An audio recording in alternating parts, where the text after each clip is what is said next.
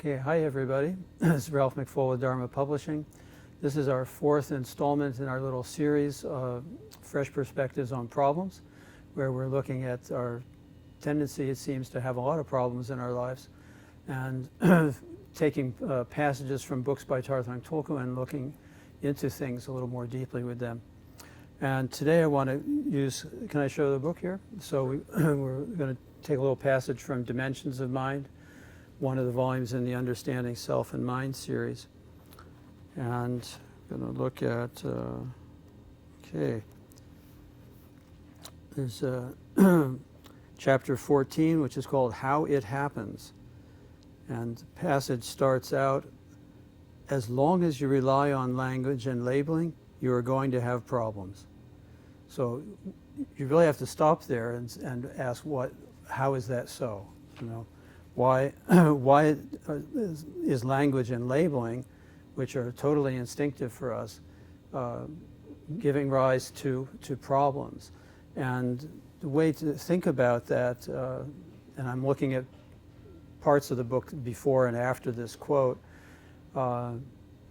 is you've got a mental process where we're ordinarily establishing limits. Like we talked, I think I talked in the previous one about recognition. When we hit the moment of recognition, there's a kind of freezing. Things take shape and form and identity. So we've got a whole process there where we establish some kind of limit. Like you could say there's whether, like in a visual field, we scissor out things, and so it's not just a wash of color, like, which is sort of really how it exists.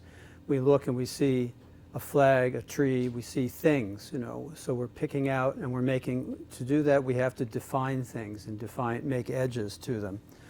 And once we establish these limits, then we're providing the basis for establishing identity. So identity means same thing, right? Identical from here to here in time, from here to here in space, same thing. Even though that's not really 100% true, it's a convenient fiction, you could say, for certain purposes, and it's the way we've trained to operate. So once you have the identity established, you have limits established, limits promote identity, and then the identities get labels, right? So language comes in, and now everything has a name, which calls up the whole definition. And once you have that process, Rinpoche says here, he says languaging and labeling, if you rely, he doesn't say you can't do it, he says if as long as you rely on language and labeling, you're going to have problems. So it's my house, it's my problem because there's a plumbing problem and it's my house. So we can say, but that's true. Well, it is true, but the problematic aspect of it is dependent on the definitions, you know. And there are more subtle internal aspects to it, but the problems are always my problem, right? So we are the owner as ourself, we are the owner of the problem. We are bonded to the problem in a way, and it all comes through language and labeling. Now the other main point of this is how are we going how do we typically deal with that? So let me read the complete paragraph. So as long as you rely on language and labeling, you are going to have problems. Once you have a problem, you feel the need to get to the root of what is going on so you can come up with a solution. But that's a very self-referential approach. You want to know what to do, how to respond, so you go ahead and tell yourself. You send yourself a message. It's all about your own opinions, your own feelings. That's why asking how doesn't really lead anywhere. Then the dialogue person here says, but in Revelations of Mind, you write about tracking back the how. Yes, but it's easy for that kind of inquiry to stay on the intellectual level. You need to ask in a very simple way. Can you ask without language, without images? It's more simple than you can imagine. So I'm going to stop there. So the creation of we manifest the problem through our the definitions, etc., including our self-definition, you know. So we are part of the problem because the problem can't exist without us, etc.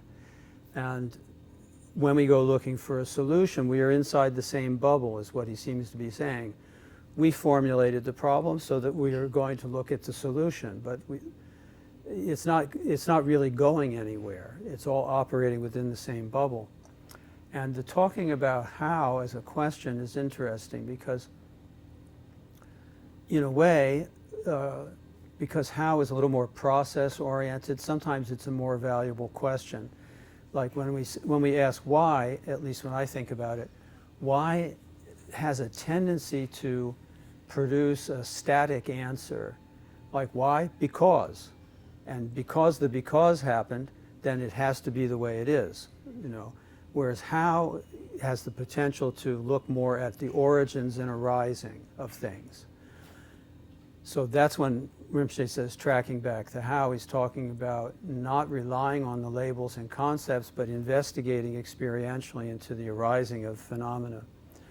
But in the case where he's being critical or skeptical about asking how, it's where thought creates a stepping back. Because I've noticed this, it comes up a lot in classes where you present some aspect of the teaching, practice or perspective, and someone will invariably say, yes, but how do you do that? And it's a very understandable question, and it's a very common one. But what I see in it is that it's taking steps back. Instead of directly engaging, you say, I need a method, I need steps. And you can constantly create steps. So this asking how is, in a way, a retrogression or a stepping back instead of moving into what you need to address. And I think that's what Rinpoche is talking about. I sometimes think of it as, you know, we're big on how-to books, right? So how-to books, how-to videos. I like YouTube plumbing videos. So those are really good for what they're good for, you know. But when you have this how-to, then you think, I need an expert, I need steps, I need to back away from the thing, you know, in order to investigate that way. So there's another way to go forward that's more directly encountering your circumstances. So it's from know how to know how. You know, we don't need a how, we just directly investigate. So that's all I have for today, and we have one more episode to come, and I hope you stay tuned for that.